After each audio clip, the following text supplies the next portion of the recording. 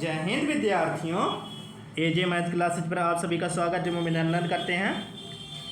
हम लोग पिछली क्लास में प्रकाश के परावर्तन, प्रतिबिंब के प्रकार, गोलीय दर्पण की परिभाषाएं, गोलीय दर्पण के प्रकार। आज हम लोग पढ़ेंगे गोलीय दर्पण से बनने वाले प्रतिबिंबों की स्थितियाँ। कितनी स्थितियाँ होती हैं उनके बारे में अध्ययन करेंगे। ठीक है, तो स्थितियाँ आपकी मिनिमम आपकी 3 होती हैं। वैसे हम 2 ही यूज करते हैं, होती तो 3 हैं, यूज हम लोग 2 करते हैं। यूज तो तीनों होगा, ठीक है, तीनों होगा। तो देखते हैं, किसी वस्तु का दर्पण किसी वस्तु का दर्पण के द्वारा प्रतिबिंब बनने के 3 नियम हैं। प्रतिबिंब की स्थितियां निर्धारित करने के लिए इनमें से 2 नियम का प्रयोग किया जाता है। ठीक है, सर्वप्रथम अब हमेशा देखिएगा, ये अब क्या है बता दिया गया है। ये कौन सा दर्पण है? अवतल दर्पण। इंग्लिश में क्या बोलते हैं? Concave mirror. इसको क्या बोलते हैं? M1 M2 दर्पण का द्वारक। दर्पण के द्वारक के मध्यबिंदु क्या बोलते हैं? ध्रुव बोलते हैं। अब इस गोलीय दर्पण के मध्यबिंदु क्या बोलते हैं? वक्रता केंद्र बोलते हैं। इस वक्रता केंद्र और पोल के मध्यबिंदु क्या बोलते हैं? फोकस बोलते हैं।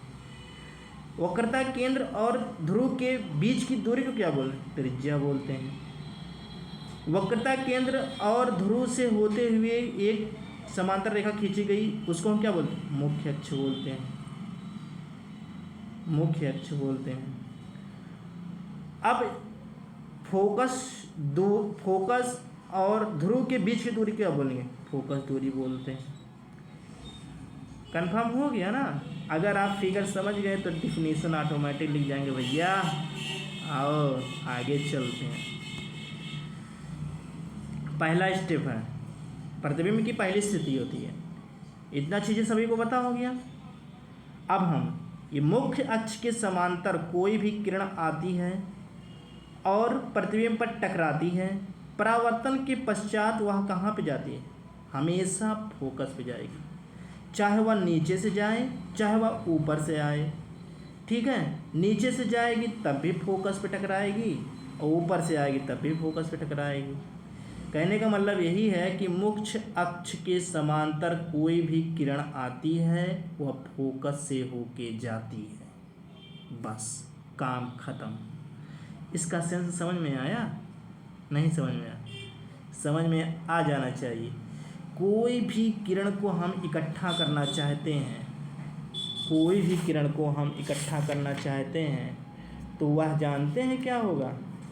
वही होगा, ठीक, जो मंजूर खुदा होगा। चलिए, कहने का मतलब यही है, कोई भी किरण को अगर आप इकट्ठा करना चाहते हैं तो हम क्या करते हैं? अनंत से कोई किरणें आ रही हैं और वो फोकस से टकरा रही है, तो कहने का मतलब ये कि यहाँ पे प्रकाश क्या हो रहा है? एक इकट्ठा हो रहा है, तो हम इसको क्या बोलते हैं? अभिसारी बोलते हैं। ठीक है, जब ये दर्पण में है, दर्पण में क्या होता है? जब प्रकाश एक स्थान से आती है और एक स्थान से पे क्या होती है? इकट्ठा होती है, तो उसे हम बोलते हैं अभिसारी, कन्वर्जिंग बोलते हैं। ठीक है, और यही चीज़ अगर हम देखेंगे अब उत्तल दर्पण में, तो कोई किरण आती है, मुख्य अक्ष के समांतर होती है और ये परावर्तन होता है, परावर्तक तल होता है, इससे टकरा के क्या होती है? चली जाती है, टकरा के चली जाती। लेकिन हम क्या बनते हैं? हमारा दर्पण कहाँ बनेगा? इसके पीछे। इसीलिए कहते हैं ये आभासी है, इसीलिए कहते हैं ये कहाँ? फोकस पे ही तो मिलेगी। मुख्य अक्ष के समांतर जितनी भी किरणें आएंगी वो मुख्य फोकस पर ही मिलेंगी। अवतल दर्पण में आती हैं, उत्तल दर्पण में किरणें आती हुई प्रतीत होती हैं। यहाँ पे हमें जाती हुई प्रतीत दिख रही हैं। कहने का मतलब ये है कि इसमें आभासी होता है, आभासी होता है। और यहाँ पे देख रहे हैं किरणें आ रही फैल रही, किरणें आ रही हैं फैल रही, किरणें आ रही फैल रही, किरणें आ रही फैल रही, किरणें आ रही फैल रही। कहने का मतलब ये है कि आपका उत्तल दर्पण जो होता है वह अपसारी होता है, डाइवर्जिंग होता है। ये किरणों प्रकाश को डाइवर्ज कर देता है। ठीक है, आगे देखते हैं दूसरा कंडीशन। दूसरा कंडीशन क्या है? दूसरा कंडीशन ये है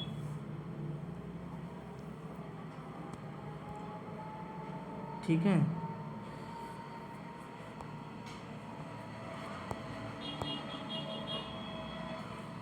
दूसरा कंडीशन वक्रता केंद्र से आएगी और टकरा के उसी दिशा में वापस चली जाएगी। ठीक है, ऐसे ही उत्तल दर्पण में भी होगा। उत्तल दर्पण में भी आएगा, वक्रता केंद्र से आएगी और उसी दिशा में चली जाएगी। पहला कंडीशन हमने क्या पढ़ा? पहला कंडीशन ये पढ़ा कि कोई भी दर्पण मुख्य अक्ष के समांतर आएगी और फोकस से जाएगी। दूसरा कंडीशन क्या था? दूसरा कंडीशन क्या है? दूसरा कंडीशन ये है कि वक्रता केंद्र पे आएगी और उसी वक्रता केंद्र से हुक टकरा के वापस चली जाएगी। तीसरा कंडीशन क्या है? तीसरा कंडीशन ये है कि हमेशा क्या होगा, हम अंत से क्या लाएंगे, फोकस पर लाएंगे और यहाँ टकरा के ये किसके समांतर, मुख्य अक्ष के समांतर चली जाएगी। ठीक है, मुख्य अक्ष के समांतर चली जाएगी। यहाँ पे चित्र बना है। ठीक, आगे देखते हैं। अवतल दर्पणों द्वारा प्रतिबिंब का बनना। ठीक है, वस्तु अनंत पर, object of infinite, object of infinite. इस यहाँ पे देखिए ये पहला कंडीशन हो गया ना, ये मान लेते हैं ये पहला कंडीशन हो गया। क्या हुआ कि वक्रता केंद्र पे आती हुई प्रतीत हो रही है और ये उत्तल दर्पण में है। उत्तल दर्पण में वक्रता केंद्र से उसी दिशा में चली है। देखिए ये अवतल दर्पण में है, वक्रता केंद्र से होती है और टकरा के उसी दिशा में वापस है। मान लेते हैं ये पहला कंडीशन। दूसरा कंडीशन इसमें देखिए, ये दूसरा कंडीशन है कि मुख्य अक्ष के समांतर कोई भी किरण आती है और फोकस से चली जाती है। ये आपका एफ रहेगा, ये पी रहेगा, फोकस से चली जाती है। ठीक है, तीसरा कंडीशन आपका ये बन जाएगा। तीसरा कंडीशन इसी का उल्टा होना चाहिए था, ये थोड़ा गलत मिस्टेक हो गया। ये फोकस से आती है और टकरा के ऐसे चली जाती है। ठीक है, हमने बताया पहला कंडीशन क्या है, वक्रता केंद्र से आएगी और उसी दिशा में चली जाएगी। ठीक, दूसरा कंडीशन हमने बताया कि मुख्य अक्ष के समांतर कोई किरण आएगी और फोकस से होकर चली जाएगी। तीसरा कंडीशन हमने क्या बताया कि मुख्य फोकस पर आएगी और टकरा के मुख्य अक्ष के समांतर चली जाएगी। ठीक है, ये तीन कंडीशन है। तीनों कंडीशन से ही आपके अवतल दर्पण और उत्तल दर्पण के हम प्रतिबिंब बनाएंगे। ठीक है, अब देखिए आगे देखिए, ये आपका क्या है, उत्तल दर्पण। ठीक है, क्या है, उत्तल दर्पण। मध्य बिंदु फोकस, वक्रता केंद्र फोकस। ठीक, इतना चीज हो गया। यदि वस्तु, अब इसको हम लोग मान लेते हैं वस्तु। ठीक, फिर क्या है, प्रतिबिंब। ठीक है, आकार। ठीक है, यदि वस्तु कहाँ पे हो, अनंत यहाँ पे मान लेते हैं कहीं अनंत, तो प्रतिबिंब हमेशा कहाँ बनेगा, फोकस पर। ठीक, और आकार में कैसा बनेगा, आकार बनेगा वास्तविक, उल्टा और बहुत छोटा बनेगा। क्या बनेगा, बहुत छोटा बनेगा। ठीक है, बहुत छोटा। ठीक है, और यदि वस्तु कहाँ पे हो, यदि वस्तु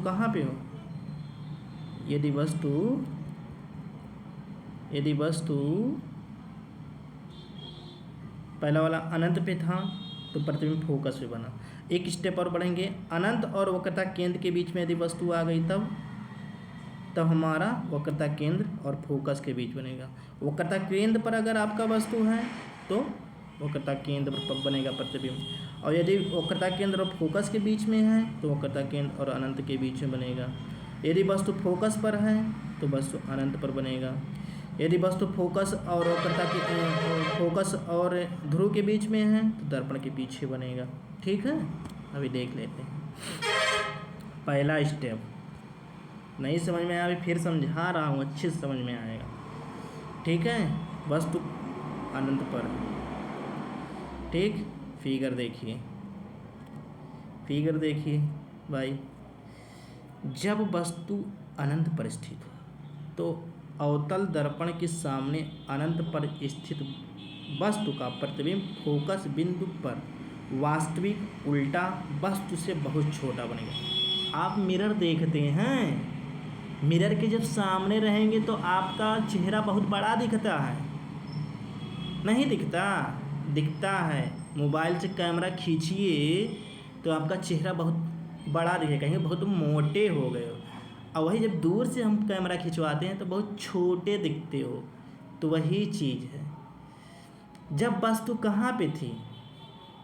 अनंत पर थी। ये फिगर गलत बना है। जब वस्तु कहाँ पे थी? अनंत पर। ये P हो गया, ये C बन गया, ये F बन गया।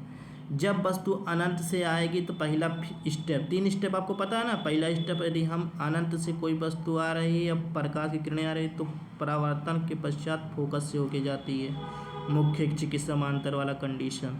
ठीक है, अब इसी को हम नीचे से कर देंगे, नीचे से कर देंगे तो हमारा क्या हो गया? मुख्य अक्ष के समांतर जाएगी और टकरा के फोकस से चली जाएगी। तो दोनों चीज़ कंडीशन में वस्तु कहाँ से आ रही है? अनंत से आ रही है। प्रतिबिंब कहाँ बन रहा है? फोकस पर बन रहा है। ठीक है, चाहे आप कहिए तो मुख्य अक्ष के समांतर परावर्तन के पश्चात फोकस से होती हुई चली जाती है। डायरेक्ट हम फोकस पर अगर डालें कोई भी किरण तो टकरा के मुख्य अक्ष के समांतर चली जाती है। ये भी आपका क्या है? अनंत पर आती है। प्रतिबिंब कहाँ बनती है? फोकस पर। ठीक, जब वस्तु कहाँ पे हो? वक्रता केंद्र तथा अनंत के बीच में हो। अवतल दर्पण के सामने अनंत तथा वक्रता केंद्र के बीच स्थित वस्तु AB का प्रतिबिंब A1 B1 वक्रता केंद्र और फोकस के बिंदु के बीच वास्तविक तथा उल्टा और छोटा बनेगा। देख लीजिए भैया, जब वस्तु आपको क्या बताया गया है? जब वस्तु आपका कहाँ पे हो? अनंत और वक्रता केंद्र के बीच में हो, ये वस्तु हो गई। तो पहला कंडीशन हम डालते हैं, मुख्य अक्ष के समांतर फोकस से होती हुई चली जाती है। दूसरा कंडीशन यदि हम अप्लाई करें तो वक्रता केंद्र से जाती है और वही इसी दिशा में चली जाती है। प्रतिबिंब कहाँ बन रहा है? फोकस और वक्रता केंद्र के बीच में। आकार कैसा बनेगा? वास्तविक बनेगा, उल्टा बनेगा और छोटा बनेगा। ठीक है, आगे चलते हैं। वक्रता केंद्र तथा वक्रता, यदि वस्तु कहाँ पे हो? वक्रता केंद्र पर। वस्तु यदि वक्रता केंद्र पर स्थित है तो ये भी प्रतिबिंब वक्रता केंद्र पर ही बनेगी। वास्तविक उल्टा था वस्तु के बराबर बनेगी। अब यहाँ पे देख लीजिए, जब वस्तु कहाँ पे है? वक्रता केंद्र पर। पहला कंडीशन, मुख्य अक्ष के समांतर किसके? फोकस से होती हुई गुजर जाती। दूसरा कंडीशन, मुख्य फोकस से आती हुई और उसी के मुख्य अक्ष के समांतर हो जाती है। प्रतिबिंब कहाँ बन रहा है? वक्रता केंद्र पर। प्रतिबिंब, जब वस्तु वक्रता केंद्र पर, प्रतिबिंब वक्रता केंद्र पर, वास्तविक उल्टा बराबर। फिर आगे देखते हैं, जब मुख्य फोकस पर वक्रता त्रिज्या हो, यानी कि मुख्य फोकस तथा वक्रता केंद्र के बीच वस्तु कहाँ पे हो? वक्रता केंद्र तथा फोकस के बिंदु के बीच में हो तो प्रतिबिंब कहाँ बनेगा? A1 और B1 अनंत एवं वक्रता केंद्र के बीच। जब वस्तु कहाँ पे हो? वक्रता केंद्र और फोकस के बीच। पहला कंडीशन, मुख्य अक्ष के समांतर फोकस से होते हुए गुजर जाएगी। दूसरा कंडीशन, फोकस से आती हुई टकरा के मुख्य अक्ष के समांतर। जहाँ कटी वक्रता केंद्र और अनंत के बीच में कटी, ये आपका उल्टा वास्तविक बड़ा बनेगा। फिर है, यदि वस्तु कहाँ पे हो? वस्तु मुख्य फोकस पर हो, फोकस पर हो। पहला कंडीशन, मुख्य अक्ष के समांतर फोकस से होकर चली जाती है। वक्रता केंद्र से जहाँ से किरणें आती है वहीं से फिर दिशा में चली जाती है। कहाँ बन रही है? अनंत पर। फोकस बिंदु F पर स्थित AB का प्रतिबिंब A1 B1 अनंत पर वास्तविक उल्टा तथा वस्तु के बहुत बड़ा बनेगा। अगला कंडीशन 6वां, क्या बनेगा, ध्रुव तथा मुख्य फोकस के बीच, अवतल दर्पण के सामने मुख्य फोकस के बिंदु की ध्रुव के बीच बनने वाले प्रतिबिंब आभासी से सीधा बनेगा। पहला कंडीशन,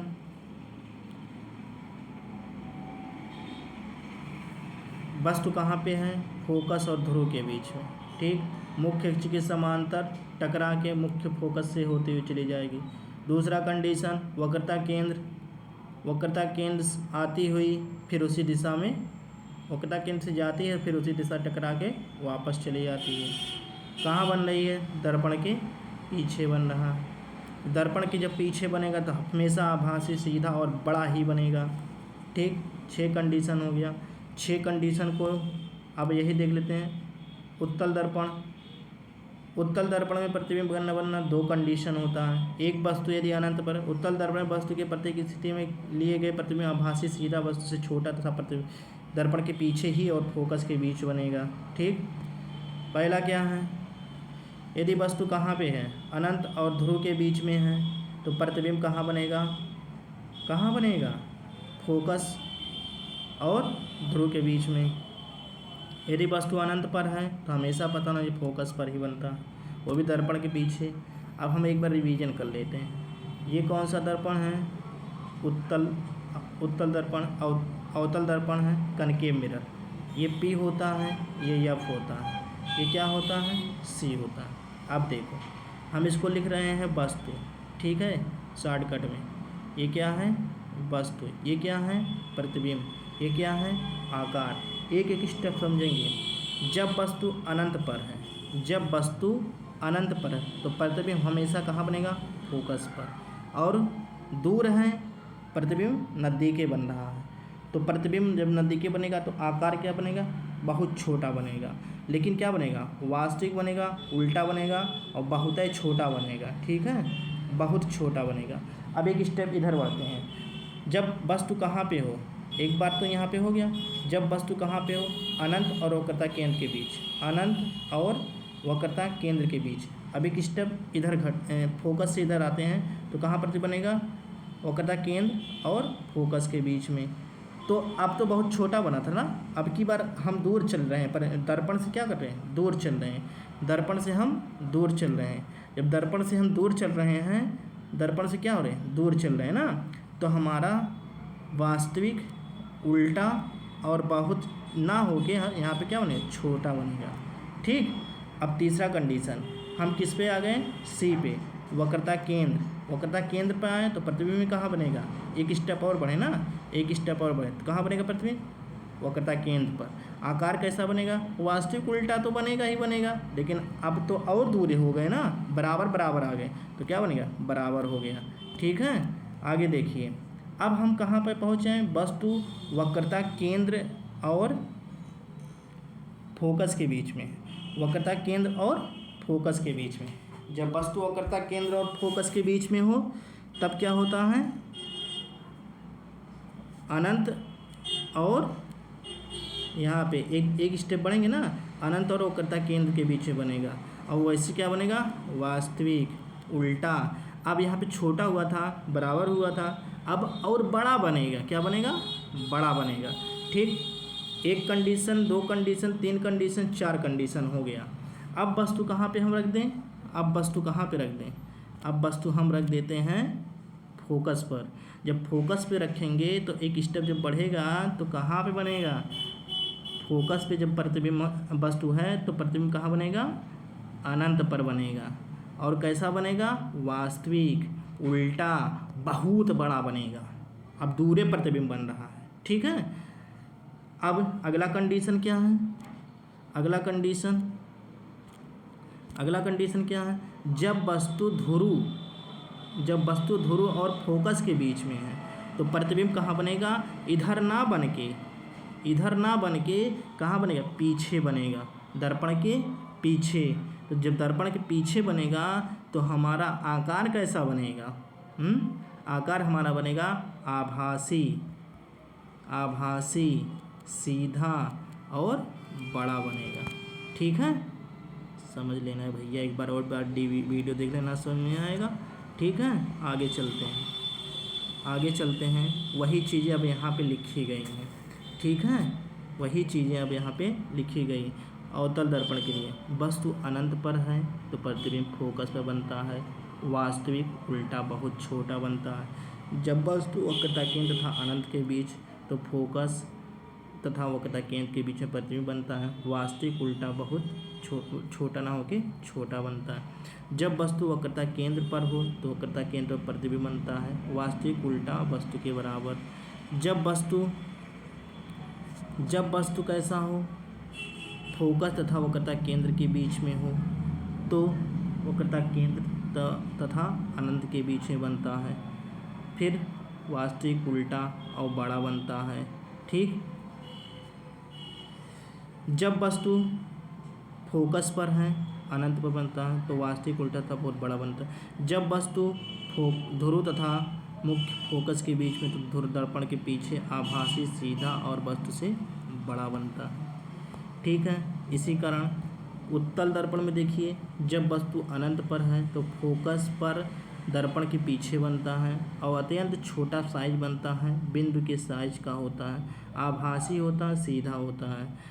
जब वस्तु अनंत तथा दर्पण के ध्रुव के बीच में तो ध्रुव तथा यफ के बीच में दर्पण के पीछे बनता है, वो भी छोटा बनता है, आभासी तथा सीधा बनता है।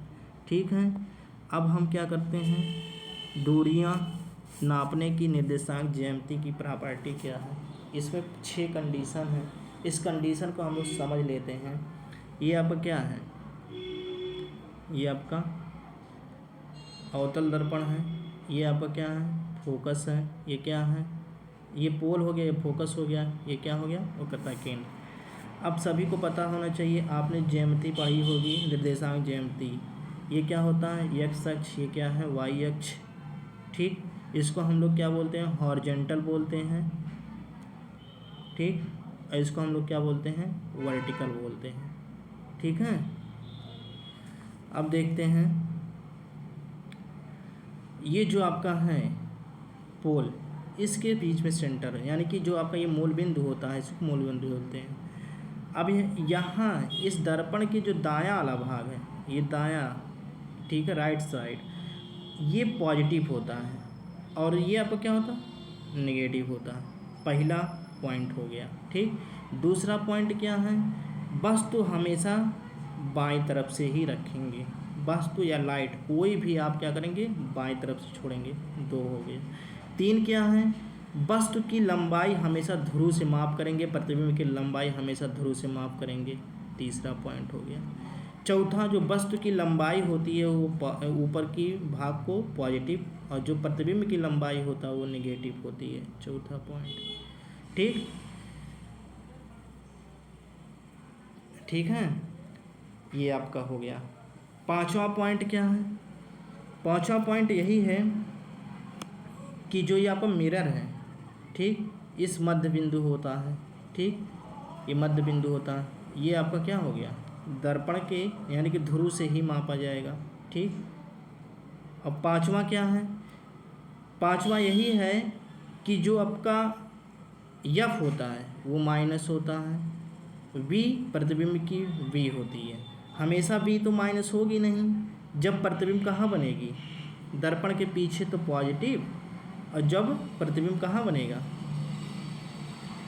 वस्तु के आगे बने, प्रतिबिंब के आगे बनेगा तो आपका नेगेटिव, आभासी होगा। अब इस कंडीशन को लिख लेते हैं। नहीं समझ में आया तो एक बार वीडियो फिर से देख लीजिए, समझ में बढ़िया से अच्छे से आ जाएगा।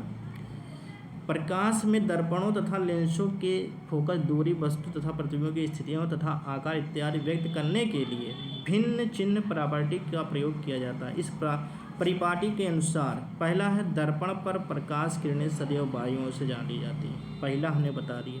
समस्त दूरियां दर्पण के ध्रुव से मुख्य अक्ष के लंबवत ही मापी जाएंगी। दूसरा हमने बता दिया। तीसरा क्या है, तीसरा जो दर्पण का ध्रुव है मूल बिंदु से लिया जाता है तथा मुख्य अक्ष एक्स अक्ष ली जाती है और ध्रुव से गुजरने वाली मुख्य लंबवत ले। तीसरा हमने बता दिया कि ये पोल जो होगा ये आपका वाई अक्ष, ये क्या होगा, एक्स अक्ष। चौथा क्या है, मुख्य अक्ष के अनुदित ध्रुव के दाईं ओर पॉजिटिव, दाईं ओर पॉजिटिव और बाईं ओर क्या है, नेगेटिव। यहाँ पे नेगेटिव बताया गया चौथा। 5वां क्या बताया गया, पाँचवा ये बताएगा प्रतिबिंब तथा वस्तु की लंबाई मुख्य अक्ष से ऊपर की ओर प्लस और नीचे की ओर ऋणात्मक, ये भी बता दिया गया। इस नियम